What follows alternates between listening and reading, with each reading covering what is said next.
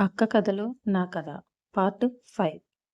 ఏంటక్క, కాస్త వివరంగా చెప్పవా? నిజంగానేరా. ఎవరికైనా ఇద్దరమ్మలు ఒక నాన్న ఉంటారు.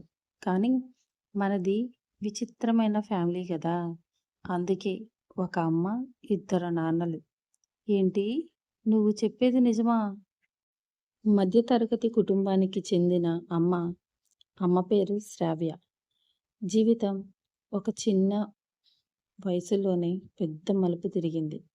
పెళ్ళైన 2 ఏళ్లకే భర్తను కోల్పోయింది. చేతిలో ఏడాది పాప నీహారిక, అంటే నేను. నీహారిక జీవితం శూన్యమైంది అనుకున్న సమయంలో శ్రావ్య తల్లిదండ్రులు బలవంతం చేసి ఆమెకు కార్తిక్ అనే తాపీ పని చేసే అబ్బాయితో రెండో పెళ్లి చేశారు. కార్తిక్ చాలా మంచివాడు. అంతకన్నా ముఖ్యంగా నిహారికను, అంటే నన్ను, సొంత కూతురిలా చూసుకునే మనసున్నవాడు. కానీ శ్రావ్య మాత్రం ఇంకా పాత గాయం నుండి పూర్తిగా కోలుకోలేదు.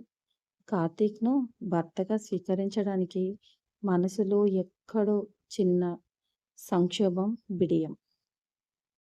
పెళ్ళయి నెల రోజులు కావస్తున్నా ఇద్దరి మధ్య ఇంకా అఫీషియల్గా దూరమే ఉంది. ఆ దూరాన్ని కరిగించడానికి కార్తీక్ ఒక చిన్న ప్లాన్ వేశాడు. ఆ రాత్రి జరిగిన చిలిపి గొడవ. ఆదివారం రాత్రి వర్షం కురుస్తుంది. చలి కిలిగింతలు పెడుతుంది. నిహారిక హాయిగా నిద్రపోతుంది. శ్రావ్య మంచం మీద ఒక పక్కగా ముడుచుకుని పడుకుని ఉంది. కార్తీక్ గదిలోకి వచ్చి తలుపు లాక్ చేసి లైట్ ఆఫ్ చేశాడు. కేవలం బెడ్ ల్యాంప్ వెలుతురు మాత్రమే గదిని రొమాంటిక్గా మార్చేసింది. కార్తీక్ నెమ్మదిగా మంచం పైకి వచ్చి శ్రావ్యను చాలా దగ్గరగా పట్టుకున్నాడు. శ్రావ్య గుండె వేగం పెరిగింది.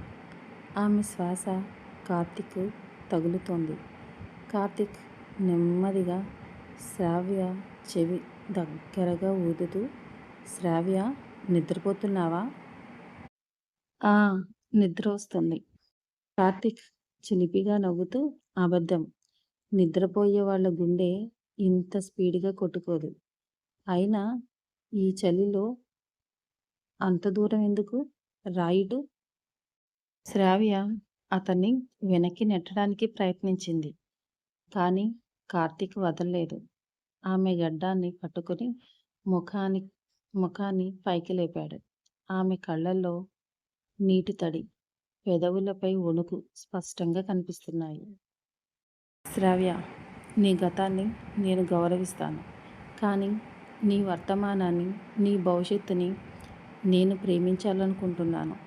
నాపై నీకు ఇంకా నమ్మకం రాలేదా అని కార్తీక్ ఎంతో ఆత్రంగా అడిగాడు.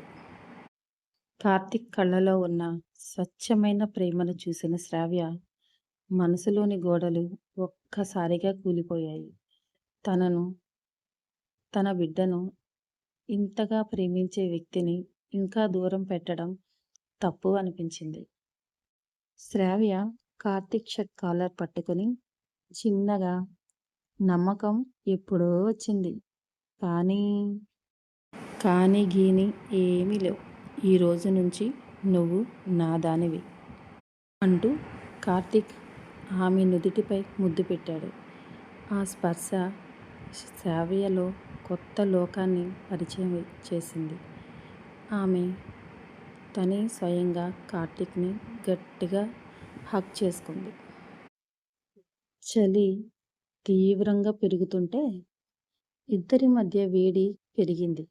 కార్తీక్ నెమ్మదిగా ఆమె పెదవులను తన పెదవులతో లాక్ చేశాడు. అది కేవలం శారీరక కలయిక కాదు, రెండు ఒంటరి మనసుల అద్భుతమైన సమ్మేళనం. ఆ రాత్రి వర్షపు జల్లుల సాక్షిగా వాళ్ళిద్దరూ ఒకరినొకరు పూర్తిగా సొంతం చేసుకున్నారు.